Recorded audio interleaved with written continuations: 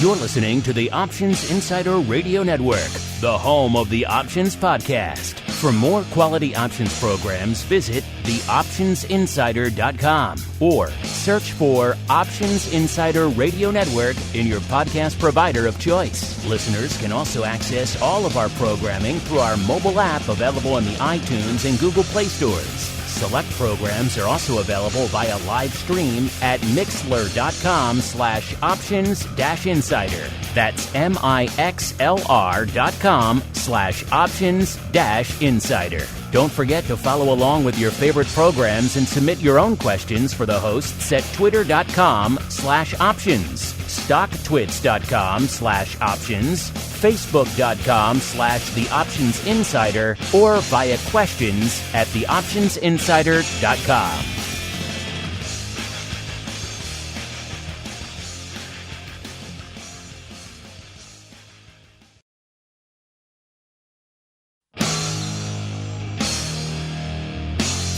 And now, it's time for the show that breaks down the options market from unusual activity alerts to market analysis, strategy overviews, listener questions, and much more. If it involves puts and calls, then our all-star panel will break it down. It's time to hit the Option Block with your host, Mark Longo from the Options Insider Media Group, and co-hosts, Uncle Mike TOSAW from St. Charles Wealth Management, along with Mark the Greasy Meatball Sebastian and Andrew the Rock Lobster GIOVINAZZI from OptionPit.com. And now, get ready to hit the Option Block. All right, everybody. That rockin' bit of tunage means it is time to rock out once again with everyone's favorite bi-weekly source for all things options related. Yep, I'm talking about the old OB, a.k.a. the Option Block. My name is Mark Longo. I will be your host, your guide, your maitre d' here. For you need a table on the Option Block, I'm your man. Of course, if you like what you listen to here on the program, by all means, keep those reviews coming in your platform of choice. It helps new people continue to discover the program and indeed the network in these troubled times, more important than ever. So wherever you listen, your Apples, your Googles, your YouTubes, your Podbeans, Stitchers, Amazon Music now growing there as well. You can do all kinds of different things. You can leave reviews, you can comment, you could like, you could favorite, you could share, whatever you can do on your platform. Feel free to do it so no folks can continue to discover the program. And of course, keep those questions coming, particularly on Thursdays. That's when we open up the mail block.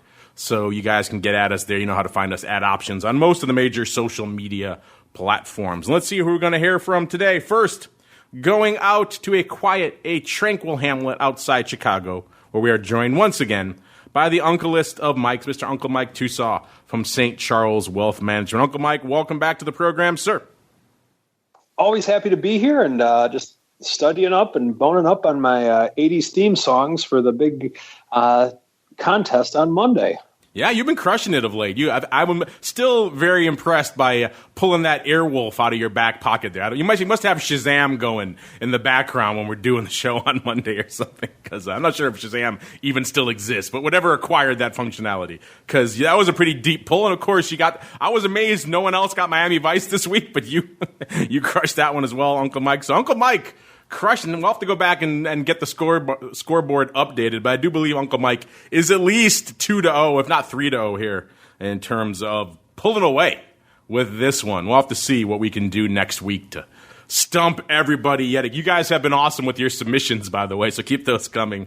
Dallas, I wouldn't have even thought of Dallas, so you guys sending in Dallas and a bunch of other fun ones. Keep those coming. And you know who's not good at that game? Apparently, he watched one day of TV during the entire decade of the 80s. He was too busy watching the OEX. He's the Rock Lobster himself, Mr. Andrew GIOVINAZZI from OptionPit.com, by way of Carmen Line Capital, by way of a little state called Maine. Mr. Rock Lobster, welcome back to the program. Have you been boning up on your 80s television, sir, in preparation for our next Monday episode?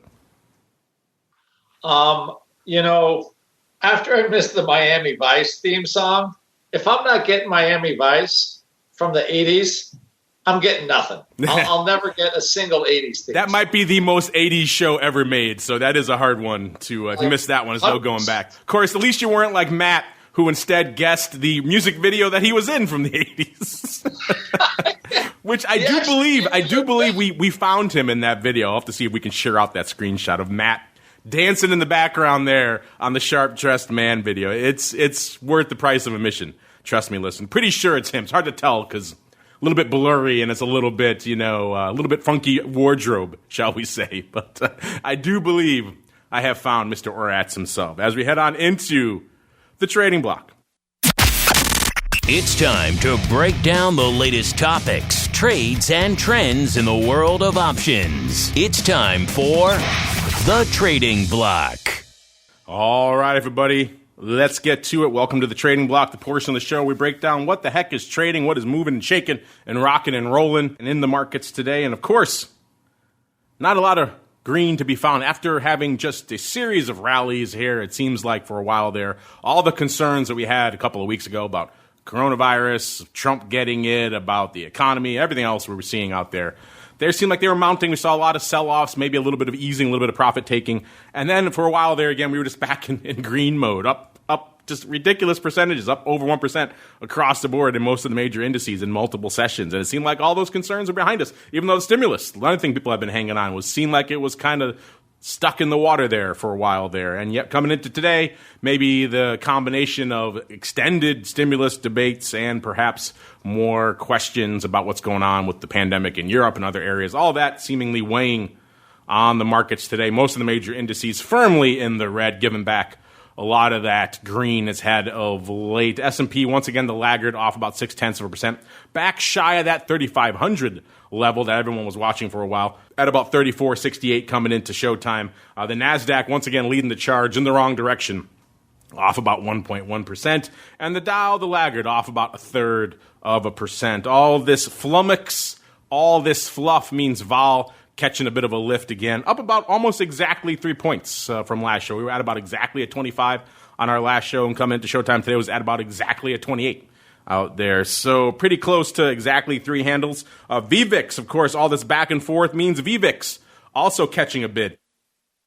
As you recall, in our last show, it was up about 7.5 points, and today it's up about almost exactly 7.5 points again. So up about 15 points in about a week out there, up to almost back to our usual upside barometer of 120. 120 now is maybe more of like a middle-of-the-road barometer for VVIX, given, of course, what's been going on in the pandemic. We're at about 119.5, so very close to that 120 level. And our old friend VXX getting back some of that erosion, not a ton, a little bit, so not enough to panic you folks out there who were celebrating its march beyond 22 to the dark side. Back up about 0.5 point to about 22.5. And our old friend VOLQ was talking about it on Monday. That's, of course, the volatility of the NASDAQ 100. Just the at the money, just the facts, ma'am. So if you want skew, look elsewhere.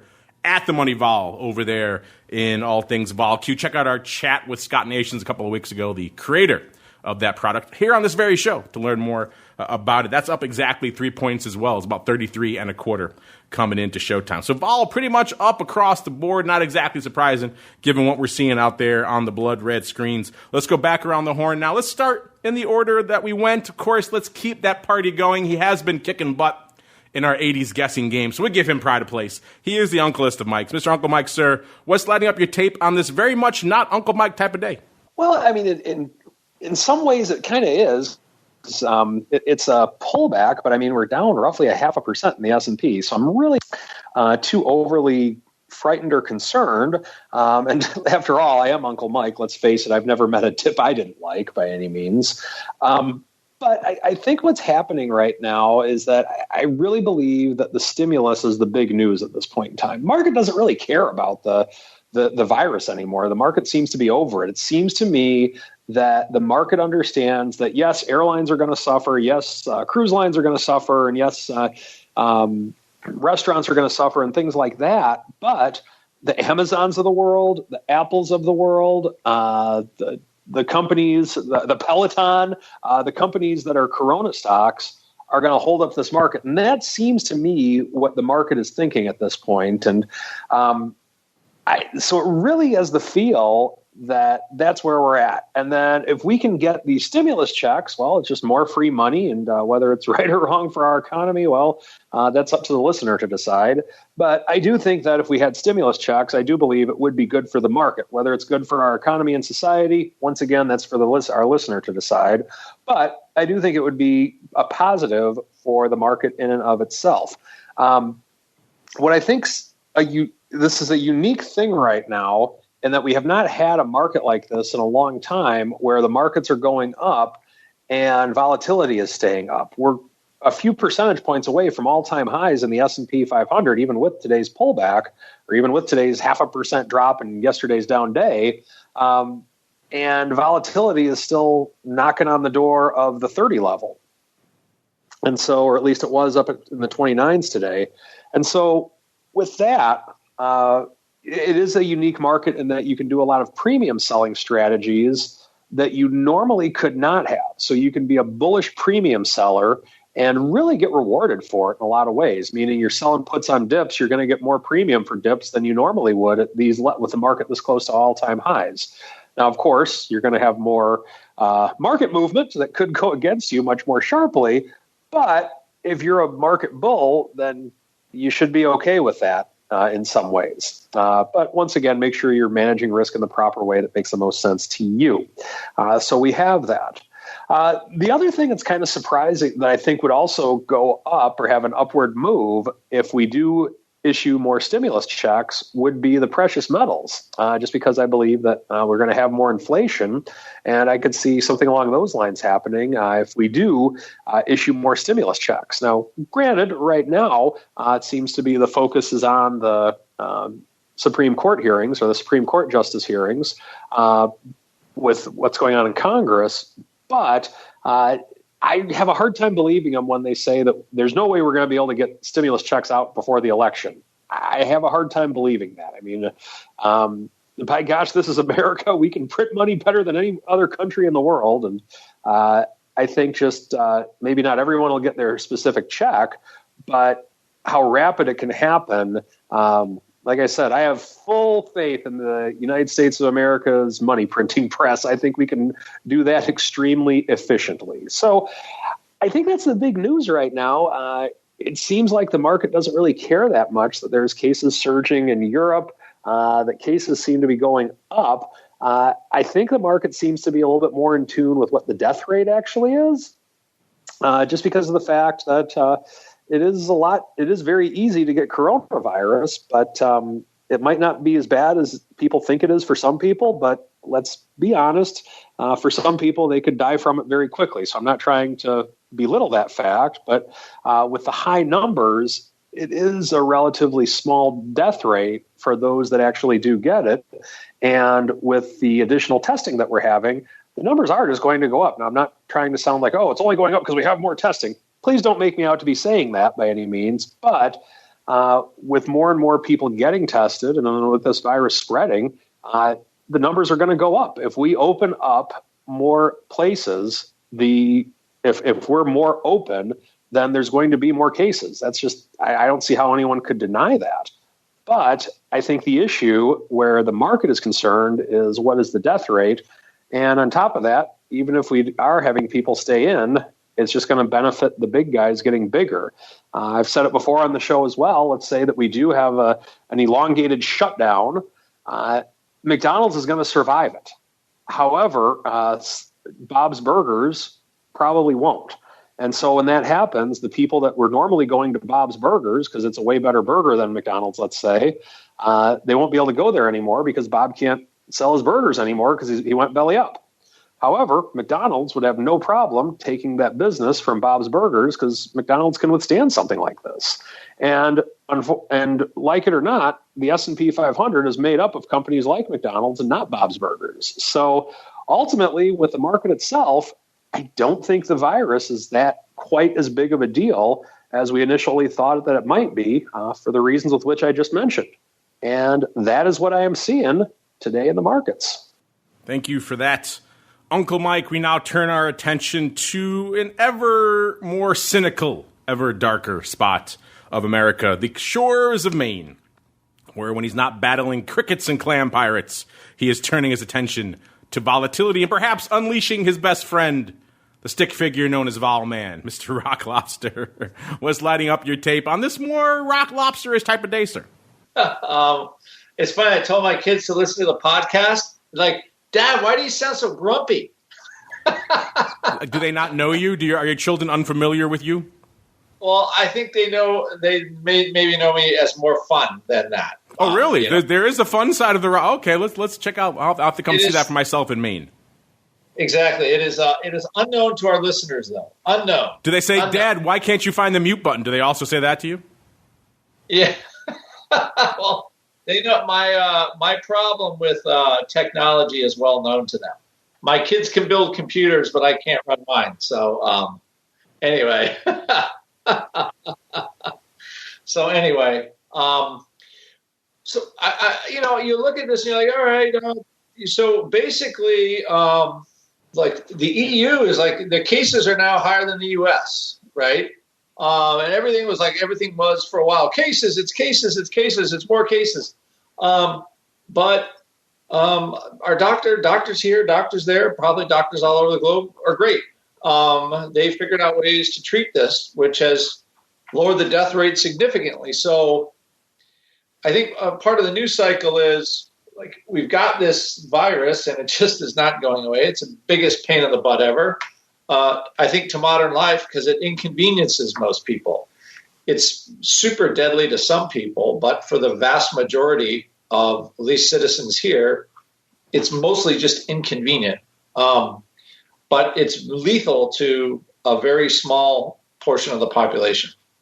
So when Mike was saying the market's kind of used to it, I think the market is used to the COVID. The problem is the uncertainty around the economics of COVID, I think, is what's keeping the vol up. There's been a bid for election vol for a long time. It has come down to we were almost flat. The yield curve was almost flat today. So it appears that unless something changes, the high tick for the November vol and at least from the forward vol point of view in November is probably around 29. So we have made, I think, a short-term peak in vol. Unless something radically changes between now and the election, like awful news or something, I think we have like a vol peak. I don't want to call the top in vol short-term, but if the curve flattens and the futures don't go up anymore, there's just that bid for vol is kind of peaked. Just trading it, it's like, okay, nobody wants to pay more than this, so that's it. So at least that's the way I see it. So is there opportunity after the election for the vol to come in? I think so. I'm sure I'm not the only person that thinks that, which probably means it won't happen. But it certainly has that opportunity. As far as the market goes, if we would have had this news in August or June, remember after we kind of had that bid up, we had a pretty significant sell-off and VIX went back up to 40, as I recall. On the last time we had this kind of like, oh, the pandemic isn't going away thing. I believe, we had our spike. We had a pretty good, I'm looking at the VOLQs, right? Kind of nice. VOLQ spike 38% and another 35%. VIX spike, well, again, we had those scares. The biggest scare was in June. Remember, we thought everything was cool, and then it blew up in our face. We got to the mid-40s in VIX. And actually, the recent, like when we had that QQQ sell-off, vol peaked at 38 or 39 there. VIX did so, and we're not even close to that. So I think Europe has a surge in cases. I don't know, again, how their hospital systems are handling it. I have clients in every country in Europe, basically, and I talk to them frequently during the day. And they're like, the cases are going up, but it's not, people aren't dying, so it's not as bad. But people are going into hospitals. So none of that's good news. But as far as our market goes, the S&P 500 is down 0.5%. So I just have to say, you're down 0.5% and you have VIX at 28. Like something's not quite right there with the market reaction. So, and I agree with TOSAW a lot, and I'll agree with them again on this one. The market seems to be a little bit, it's accepted where we are. It sucks. We can treat it, but it's still kind of how exactly does the whole how do we deal with this? Like, how bad is it for the economy, at some point? And that's why the vol's so high. People can't quite decide, because if we get a vaccine and come out of it, off to the races again. So I look at this and I look for opportunities. There are some interesting stocks.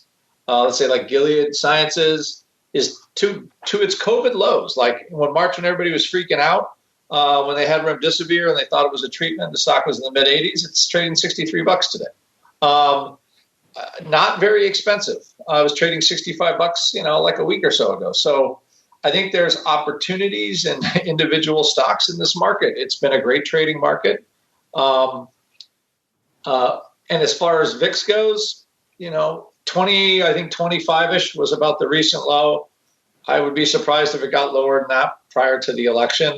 For whatever reason, the election premium is there. Even as we get closer and the polls don't seem to be really coming, they're kind of saying the same thing. But the vol's not coming in. So anyway, that's what we got. Also, VVIX is now moving to more of the no cycle. November contracts in VIX are real expensive.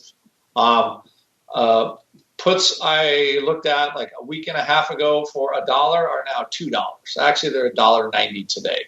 The 29 straddle is $8. So actually, it's closer to $8.50 than $8. So you look at that and you go, wow, that means we could see a VIX below 20 after the election. Straddles are usually good indicators of move. Remember, it's statistically, it's kind of the likely move where the ball is. Again, mid-30s or something, yeah, but it's not like blowout on the upside. So again, but this is still a fairly expensive straddle for VIX, and VVIX there is it's printing vol from a live vol is 117. So it's pretty pricey, considering VIX isn't moving a whole lot. And anyway, so I think, again, I'll agree with TOSAW. It feels like a lot of the market move is over. The election is still a thing. And I think one thing holding up the election is the possibility of the stimulus. The fact that Europe might go into a, contract a little more, or people worry about it,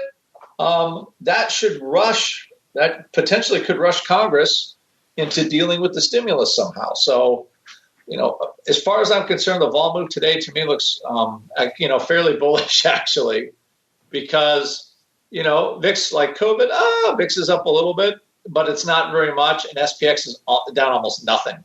And at this rate, it almost looks like it's going to be green on the day if it keeps ticking up. So, again, traders market, but the vol is priced expensively after the election. And for whatever reason, it's not going away. But I think we did, at least feature-wise, the curve totally flattened out today. So you kind of probably saw a peak in vol, at least again, until something wildly different happens. No, you're right. Waking up and hearing all that news this morning about how they're expecting a very damaging second wave. They're going to call it a disaster in areas like Poland and others of Europe. You'd certainly think that would weigh strongly in the markets, and we are seeing things weigh strongly, and also perhaps kick things into gear a little bit in Washington, yet that doesn't appear to be the case. So once again, we are living in interesting times. Let's see how interesting these times are from an overall volume perspective. Let's start in the big dogs, the big indices out there. VIX actually doing some paper today. So all this up and down, yin and yang out there, driving a little bit of flow. That's good because the ADV is still pretty anemic. The ADV is about 351,000 contracts. Up a little bit from our last show, but not a ton. And today, as of a few minutes ago, just a tick shy of 300K, about 297,000 contracts on the tape. So actually a pretty decent day's worth of volume already out there, given what we've seen of late out there in VIX land. Many days are a lot less than that already. So almost 300K, not a bad day. SPY a little bit north of 2 million, about 2.06 million. That puts it right about half of its ADV. Its ADV is a tick under 4 million. So the SPY ADV also coming in a little bit since our last show. The X would be interesting. That's a different conversation. The S at about 610,000 contracts as of a few minutes ago. The ADV just a notch north of 1 million as well. So over halfway in S-land. The Qs at about 655,000 contracts. So similar paper for the Qs as the S right now, which is interesting. The ADV in the Qs about 1.1, almost 1.2 million. And small caps through the lens of IWM at least closing in on their ADV. IWM at about 465, the ADV 556 if you want more small cap action, the vol, the skew, all that breakdown. Stay tuned for TWIFO coming up in a little bit later today. We'll get into all that. Got some great special guests joining me to help break down all that good stuff in small caps, but also crude and gold and metals and all the other products you guys want us to break down every week out there. So TWIFO coming up in almost exactly an hour out there. Imagine, just amazing how time flies when you're having fun. Let's see what's lighting it up here and dominating the tape today in terms of single names. It cost you $1.73 to get into the top 10 today. That gets you to Microsoft. Good old softy, number 10. Number 9, Game, a.k.a. GameStop. The name that you guys can't get enough of, apparently. We got some listener feedback about that, I think, a little bit later. So GameStop refusing to die. Also at 173 out there. So pretty much tied for the bottom of the top 10 there. Then we go up to number 8, 191,000 for DraftKings. Kind of a perennial top 10er these days, lurking around there. Number 7, Amazon. Also, usually in the top 10, 213,000. Number 5, Bank of America, 241. Number 6, Bank of America. Number 5, Zoom, 286,000 contracts. Number 4, newcomer to the top 10. We're going to talk about this one in a little bit as well. This is FSLY. This is everyone's new favorite or perhaps least favorite cloud computing name, but they're good for some paper today to the tune of 295,000 contracts. They are on fire today. Number 3, yes, I said number 3, Tesla. What the? Usually it's at least number 2 out there. So it's number 3. Something has bumped down Tesla. What could it be? 561,000 contracts in Tesla. That's a good day for anything else. Ain't enough for number 1 today. Not even enough for number 2. That belongs to the fruit company. Yes, I said it. Apple number 2. How is that possible? 1.06 million contracts already on the tape for Apple. Just a juggernaut every single day. But you know what? Not going to do it for number 1. Can you guess? What is number 1? I wish I had a little Jeopardy music. I play it right now. I'll give you 3 seconds. If you're listening live there or after the fact on the podcast, I'll give you 3 seconds as well. Yes, if you said Chinese electric cars, winner, chicken dinner, NIO. Just blowing the doors off it today. 1.39 million contracts on the tape as of a few minutes ago. It's probably closing in on 1.5 million by now. Looks like an endless upgrade out there in NIO land, driving a lot of that paper out there. So NIO topping Tesla, topping Apple. That's no mean feat these days. Stock that was, $3 beginning of the year, now trading, I believe, in the high 20s. Yeah, about 26, almost 27.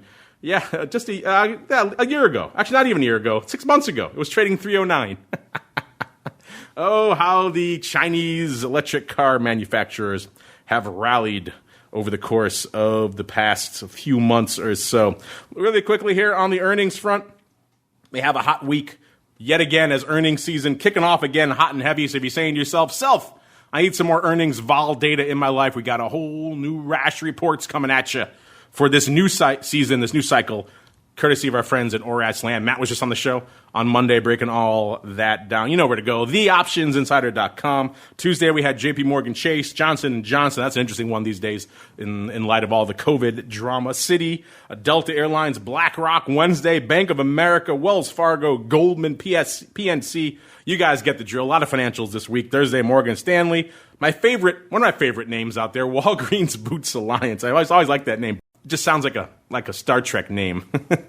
And then we've got, of course, Schwab on Thursday as well. Tomorrow we got State Street popping off. And let's see, we got some results reports as well. We had Schwab today before the bell. They were at 37.12. They were pricing in 2.6%, and they delivered about 2.5%. I guess most of the drama for Schwab in the rearview mirror because that TD deal is now closed.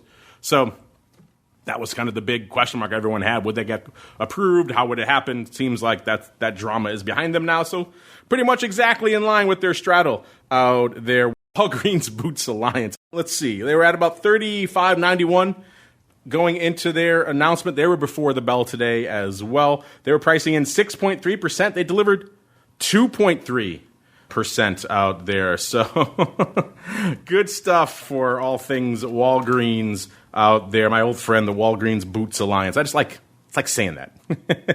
And let's see what else we've got here. There's a bunch of other names. You guys check it out for yourselves. You got to keep on rolling, though. You know where to go. TheOptionInsider.com to get all these move results reports. All right, we'll do one more really quickly. Let's go to United Airlines. They were 35.61 coming into this report, I should say. They were pricing in 5.7%, and they delivered 4.5%. So a little bit of underperformance, which is what we've come to expect these days. But interesting stuff nonetheless. You want the whole breakdown, what's coming up next week, what's coming up on the season, all that good stuff. TheOptionInsider.com is the place to go. Now it's time for us to go into our next segment. It is time to go into the odd block. It's time to break down the most interesting, unusual, and downright questionable options activity that's been identified by TheOptionsInsider.com. It's time for the odd block.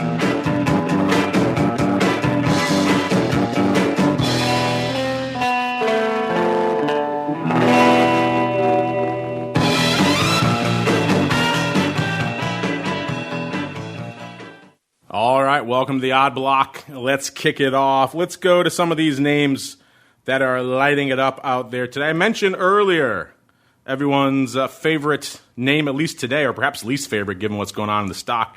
This is FSLY, ticker symbol FSLY. This is having a rough day today. This is a cloud computing company out there, down, about 25, actually it looks almost about 27% now, just a huge hit. They came out, sounds like last night, and warned on reduced revenue from declining internet traffic, courtesy primarily of TikTok, a few others out there, but declining TikTok volume, driving a lot lower revenue in this name. So they took it on the chin. This is the name that a year ago was trading, about 22 and change. So they had a nice run coming into all things COVID and pandemic, as you might imagine. Pretty heavy cloud usage time.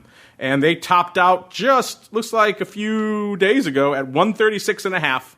And now coming into today's show, they are at $90.39. So they took a nice drubbing over the course of the past few sessions out here. And this is probably also emblematic by just the meat on the bones of these puts, Mr. Rock Lobster, because we very rarely do we talk about puts that they were at close to at the money. They were actually $10 out of the money puts that were trading for nearly $10. That's what we got today. We've got 7,000 lot of the DICE 80 puts, so 80, going up for $8.82. Yes, $8.82. Let's see what the market was. The market was actually surprisingly tight for a name that was in free fall, 920 at 950. Sounds like that market wasn't really good for much, though, because they had to get these off at $8.82. So that $9.20 bid wasn't really good for that many puts, which is surprising. You think market makers would be bid for some puts. When things are in free fall, the paper flow tends to be one way, shall we say. And so if you're a market maker, you get a chance to buy some of those bullets back.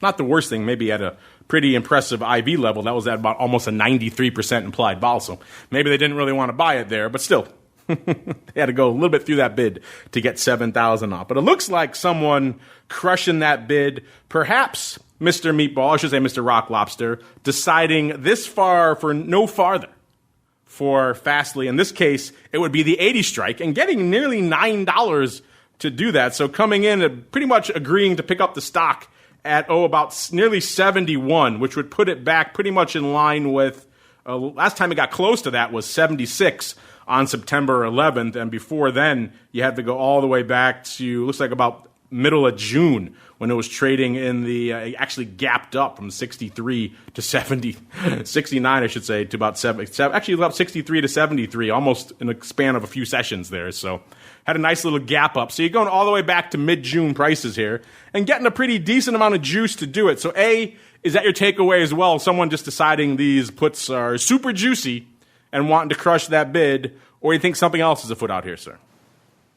You know what? I find myself saying this more and more now on the show. I have to agree with you. I don't even know what my use on the show is anymore. If I can't find umbrage with everything you say, it's very it's hard to argue with genius, sir. I understand. It's difficult. Very disconcerting. And I actually, one guy I like that's online a lot, Twitter, Ophir, I know he's been on the show. He has a lot of good of these growth stock picks. This is one of his. I think he's been long it from like $3 or something. Yeah, I saw him tweeting something about this today. Yeah, it seemed like this is one of his core holdings recently. Yeah, but I think he's long it from a lot lower price. But, obviously if you paid $110 or something for it, you're bummed out. But I could see somebody selling these for $8.50. That's pretty good. That gets you back to $70. Because like in COVID land and COVID times, the stock was $17. So I think it does have a pretty tremendous growth. Like these happens with these stocks. I think somebody's just looking for a cheap way to buy in. Below basically kind of, I would say like a mid-June price or something like that. So, good company, like growing crazy, but like all good companies, even Apple, remember when it went from $7 to $350 or $600 to $325 or something many, many moons ago. Feels like a million years ago, pre-split. But here, when you look at this, actually, it's pre-two splits, actually, now that I think about it. Somebody I think is just trying to take some stock at a lower level. Of course, I'd be a little bit more greedy and just sell some maybe 50 puts. I was going to say, there's no way you'd sell the 80 strike. You'd be like 45 or something. Yeah. It is fat, though. I mean, no question. So we'll see what happens after it shakes out. But the vol's still in the mid-90s, so there's plenty of time to sell puts. It's not like it's going to go away tomorrow. So if it's something that interests you, knock yourself out. But yeah, it does look like somebody is, I don't know if we're going to call them line in the sand puts, but I think somebody would be happy taking the stock like close to 70 and calling it a day. So, and I mean, I think that's one of the things. I don't know if TOSAW is going to talk about it in one of his strategy blocks, but you can still get good companies for really low prices. And if you don't, you get the yield. Like, the secret to selling puts is to be able to take delivery in decent companies. If you want to be able to do it for a long period of time. So, I think that's what this person's doing, albeit in a fairly large size. You know who it probably is? It's probably a SoftBank. They're like, oh, we missed it. Here's another shot. So we'll just sell 10,000 of them and call it a day.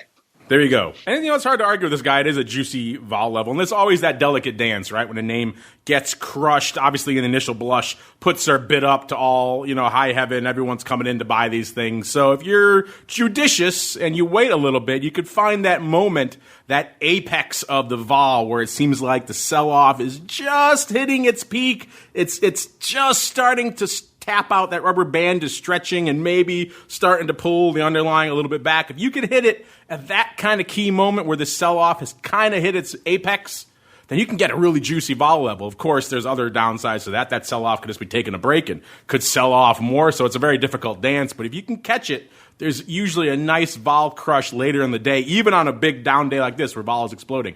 There's a certain moment where the panic sets in. If you can capture that, that could usually be a good way to go. And this guy clearly not scared to pick up some stock down around 71 or so. And certainly not a bad level if you go back a few months. If you go back like a year, yeah, you could do better. But hey, we're in a different time than we were a year ago. We'll come back to these as well. We're going to keep an eye on these. Next up, we got another one that was in our activity out there. Like, guys, you're looking at this one as well today. This is PPL Corp. This is an energy company in Allentown, Pennsylvania. Things are usually kind of sleepy, but lately they've been popping up on our unusual activity radar, which is kind of interesting. This is the name that was trading, let's see, a year ago, 31, almost $32. And then it kind of took a nice just drubbing from about 35 and change all the way down to 18 and change in the nadir. And then it kind of rallied again. And by our everyone's favorite day, June 8th, it had rallied back up to $30.65. And then it kind of gave it all back down to 25 and change. It kind of hovered around there until now, where it's kind of back up around 28 and change again. So yet another name that has struggled to regain and failed to regain its June 8th high. So put June 8th still in your books, listeners, as the apex for a lot of the middle of the market there. And let's see, what did our Eye of Sauron find today? It found Dees calls to the tune of the Dees 31. So about $2.50 out of the money calls, listeners, going up 5,700 times. Get this, Mr. Rock Lobster. I saw this, and I just had to just shake my head in disgust. This may be the worst market I've seen in any of the prints we've discussed here on the Odd Block. And that's saying something because we've seen a few. The listed market for this, when it went up, Mr. Rock Lobster, for these DS31 calls, was no bid at $5. Just let that sink in. Someone actually disseminated no bid at $5. They wouldn't even put up a nickel bid for these damn things. Isn't that insane? I think, you know what, when you're a market maker, what's weird now is the electronic marketplace, they can get away with pretty much whatever they If you want. made that market on the floor of the SIBO, the broker would rightly punch you in the face, He totally would. That would like the old days. And then he would kick you. Yes, a couple times. Yes, rightfully so. I think that market was even illegal. You couldn't be that wide. There were regulations on whiffs. Apparently, those regulations have gone the way of the dodo now in the post-COVID era. No bid. They're not even disseminating a bid, and at $5. That's the kind of markets you used to dream you could make. Yeah, I wish I could be no bid at $5, but no legal entity would allow me to do such a thing. Well, they did today in the People Corp DS31 calls. That's just disgusting, Mr. Rock. All of it. The offer, the bid, disgusting. So these calls went up at 22 cents. I guess that makes them a pick'em. I don't know where the hell that ranks in this absurd market. Let's see. There are earnings coming up. The next cycle is on November 5th, so there is some earnings in this. But yeah, that ridiculous market kind of overshadows all of this. Mr. Rock Lobster, flip a coin. Did they buy these? Did they sell these? What the hell's going on? Do we even care? Does this terrible market obscure all the rest of it, sir? There we go. Are you there? Can you hear me now, sir? We cannot hear you. I'm here. There you are. I'm here. Now I can hear you. You had muted yourself. All right. No, I honest to goodness, I did not. Honest to goodness. Well, you're freaking me out by staring at me now, so what do you got for us? I couldn't even argue with you about these PPL calls because how do you argue about where it is when it's $5 wide? Yeah, there's no argument. There's nothing really to be said. It's just insanity. So you're going through all this work to overwrite something for 22 cents.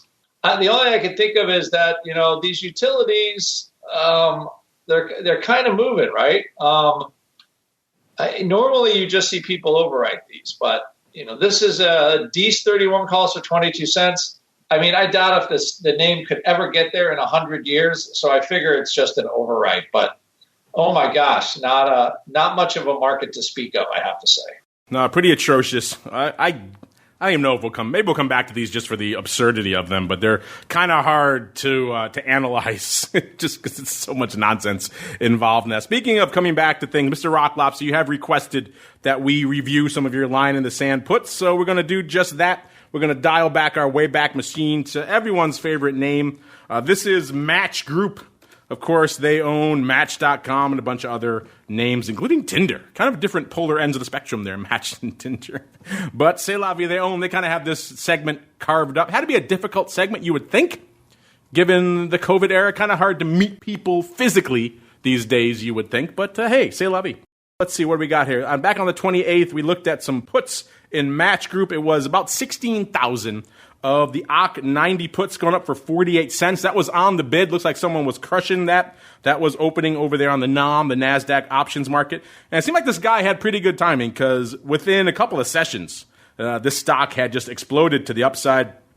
It was, at the time the stock went up, the trade went up, I should say, the stock was about 109. It was trading 116 within a couple of sessions. So this thing never really threatened the 90 strike. And obviously they're still open, but doesn't seem like it's getting there today either. It's at 110.19 as of the latter portion of the show. So not surprisingly, these puts are still open, Mr. Rock Lobster. Looks like our friend here pocketed a cool about $750,000. Is that what your takeaway is as well, sir? It is. Hopefully my mic is working, but yes, I believe that is the takeaway. And whoever does Mr. Line in the Sand put seller has a pretty good record. I think everyone's a win so far. Yeah, pretty much. It's been all love for the Line in the Sand puts. Now let's see if it's all love from you guys as we turn our attention to the listeners. It's Thursday time for the mail block. It's time to take your seat on the All-Star panel as we read your emails, tweets, Facebook messages, website comments, and much more. It's time for the mail block. All right, everybody, welcome to the mail block. Maybe we should just call it the Uncle Mike block today because it seems like it's kind of dominated by Uncle Mike here. Let's start off. We got coming from our live chat. I recognize this name. He's been in there before. My boy Luigi. I like that handle. I always was more of a fan of Luigi than Mario as well. So there we go. My boy Luigi. He says, I just wanted to say thank you to Uncle Mike for his time the other day on the phone. Great guy. You need to hold on to him, Mark. Well, I will hold on to him with two hands. When he's feeling well. He's not feeling good, I'll let him go a little bit. But when he's feeling well, I will hold on to him. But there you go, Uncle Mike. Sounds like my boy Luigi, one of our many listeners who have taken you up on your offer to call you, I should say, and chat a little bit. What do you say, sir? I'm always happy to talk to our listeners. I mean, this show is a very big part of me in that a lot of my clients listen to this show, and I've gained a lot of business through the years from this show, and I really love doing it. It's fun to. It doesn't feel like we're talking to the thousands of people that we are every day. It's just like the three of us kind of arguing about options every day, but it's fun, and it is nice to hear from listeners on the other side of things. So it was a pleasure talking with you as well, Luigi. Oh, in case you feel bad, Mr. Rock Lobster, he added, oh, and the lobster is okay, too. Oh, really? He didn't want you feeling left out. So there you go. A little bit of lobster love. And Mr. Luigi, if you could see Andrew the way I could now, maybe you would change that opinion. He's got interesting fashion choices, let's just say. Looks like a good Mainer over there. All right, next up, we got someone chiming in. What you were saying earlier, Uncle Mike, you were chatting about how, in your intro there, how the market doesn't really care about the virus anymore. It appears to be over. It's all about the stimulus now.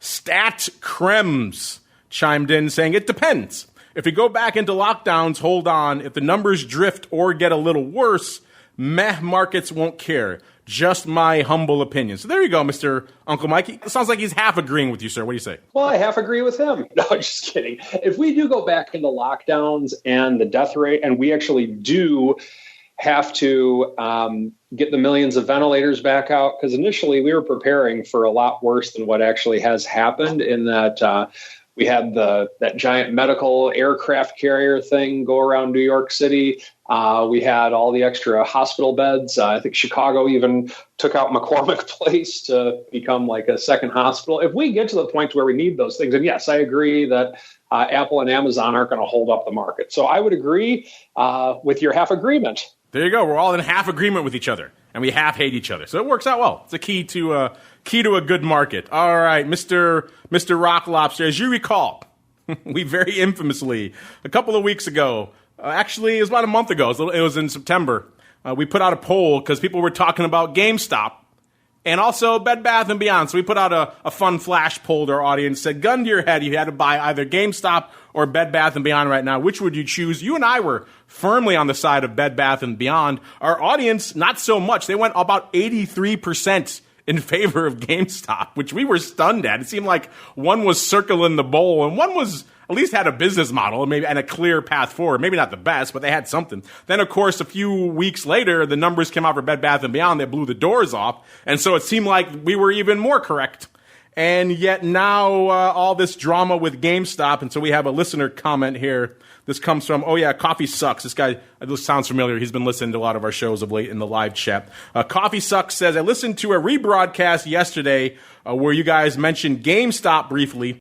This was, I think, Monday's show where we were talking because GameStop was just in the blush, and we knew something had happened with Microsoft, but we had just broken. We didn't know what it was. He says, I believe your analysis was a bit off the mark. Here's an article for a bit of the context of that view, and it pretty much just breaks down what's going on with this. Of course, we've learned since then, since that show, that Microsoft and GameStop have entered into effectively a partnership. But the interesting part of that is, they're going to help them with, Surface tablets in the stores and things like that are kind of, not a big deal. I think the interesting thing and the material thing for GameStop investors is GameStop and Microsoft are going to share in the customer acquisition and the lifetime revenue value of each gamer that effectively Microsoft, or I should say GameStop, brings into the Xbox ecosystems. There's an analyst here pointing out so that they sell a $15 monthly Xbox Game Pass through GameStop. GameStop's going to take a piece of that, and they're going to get it for the lifetime revenue of that customer. So that actually is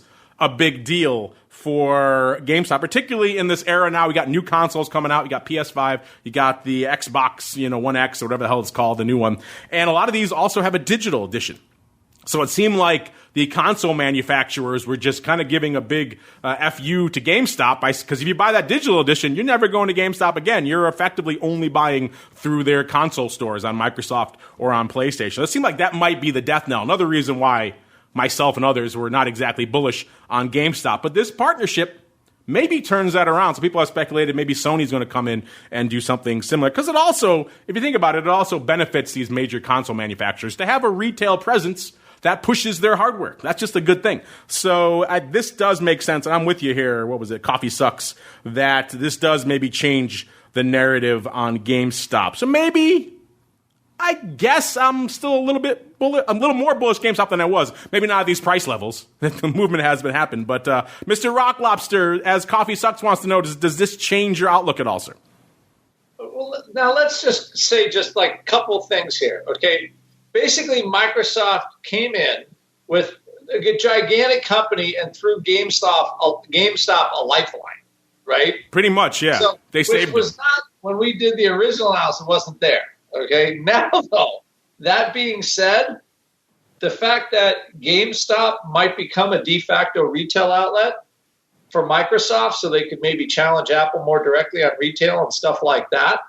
I mean, this is like Microsoft putting like the camel, sticking their nose under the tent kind of thing, right? They're starting with this little deal, but all of a sudden GameStop has all these retail locations, and it's just one more step for Microsoft if they wanted to. So is it good for GameStop? 100%. So I will say yes. I do not expect Microsoft to get into or be interested remotely in retail, but they are. And the CEO of Microsoft has probably engineered one of the great corporate turnarounds in history, essentially taking the stock from $20 to $220 since he became CEO. So the guy is really smart. Probably one of the most underrated CEOs in the U.S., to be honest. So now that they're on it, I would say the whole thing for GameStop has changed. So I can certainly admit that I'm wrong, but it took Microsoft and a $1.5 trillion company to slap us upside the head, Mr. Longo. Yes. That's all I'm saying. But yes. I will admit now. And by the way, Bed Bath & Beyond has doubled in price since the show. Yeah, I still like Bed Bath & Beyond. Yes, I think initially and certainly at the time of that poll, we were correct. I don't think there's any arguing that. Maybe now the narrative, let's see, GameStop is at about exactly a 14 right now, and Bed Bath & Beyond is at about 24.5.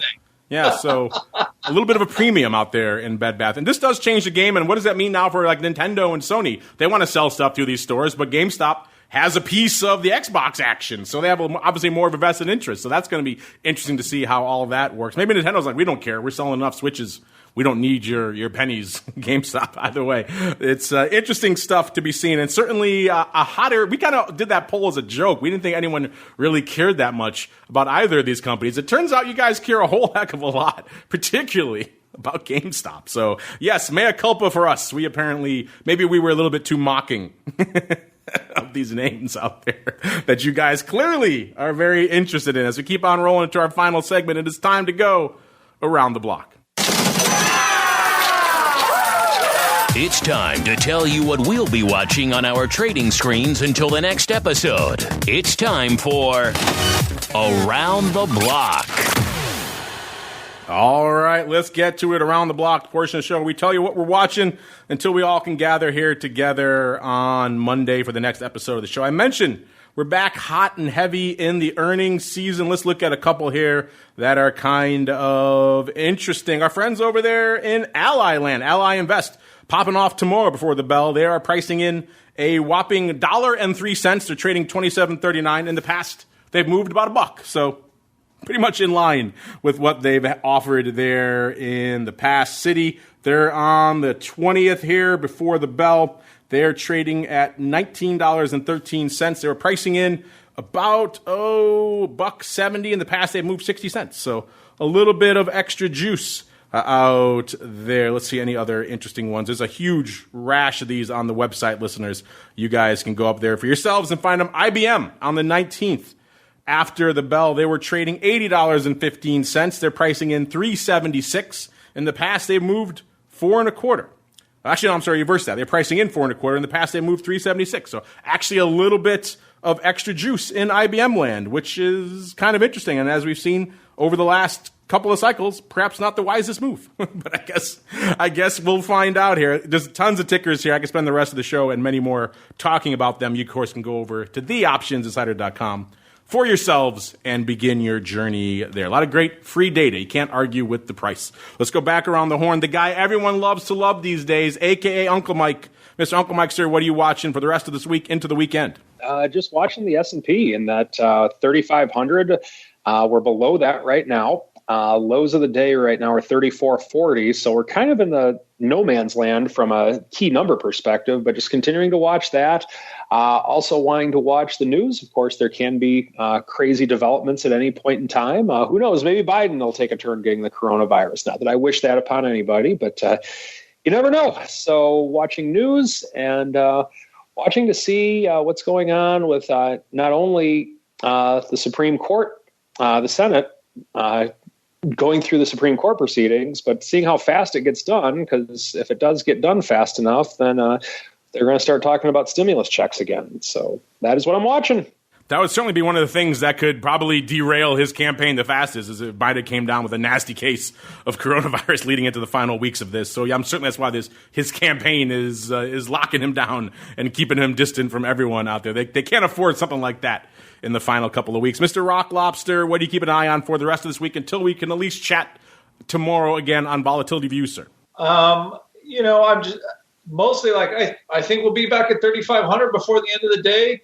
And if this keeps up, VIX will be unchanged. And that's the verdict on the coronavirus, at least for today. I think that would be the most significant thing. That, hey, the market has finally said we're stuck with it. We have to figure out a way to live with it. And that, God forbid somebody that's really sick gets it, but we can treat everybody else. And that's the way right now it seems to be looking. The only thing I'd say is all the corona stocks like Nautilus and Zoom and Peloton, all the ones where everybody's just going to flock to all that stuff, doing pretty well today. They've been green all day and they really haven't given it up. So, and set number 2, I'm looking at all the drug stocks and all the treatment providers. They've been sold off a little recently, so let's see if they catch a little.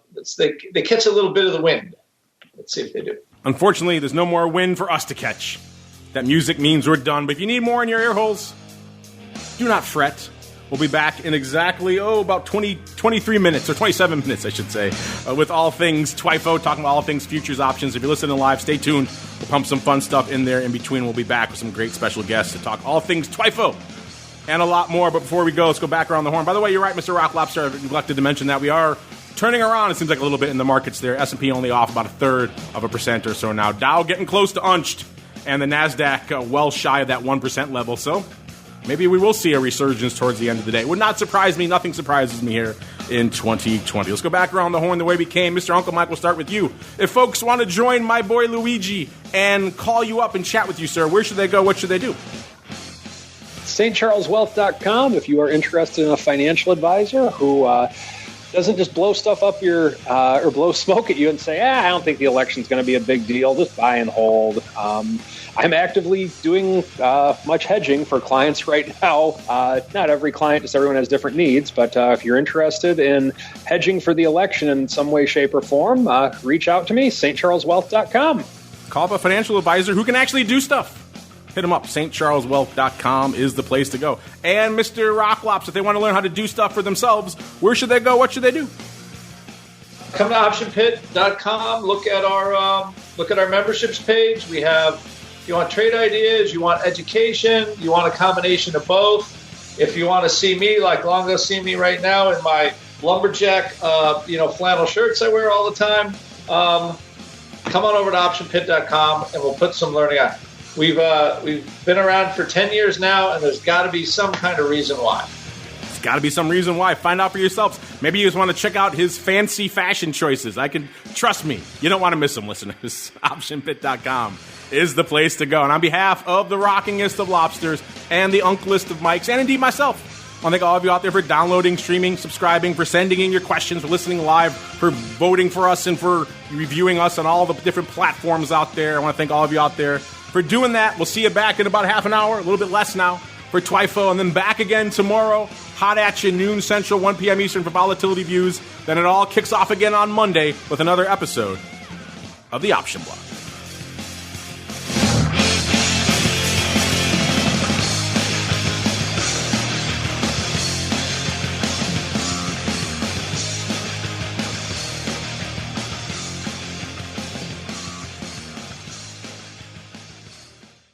You're listening to the Options Insider Radio Network, the home of the Options Podcast. For more quality options programs, visit theoptionsinsider.com or search for Options Insider Radio Network in your podcast provider of choice. Listeners can also access all of our programming through our mobile app available in the iTunes and Google Play stores. Select programs are also available via live stream at mixlr.com/options-insider. That's mixlr.com/options-insider. Don't forget to follow along with your favorite programs and submit your own questions for the hosts at twitter.com/options, stocktwits.com/options, facebook.com/theoptionsinsider, or via questions at theoptionsinsider.com.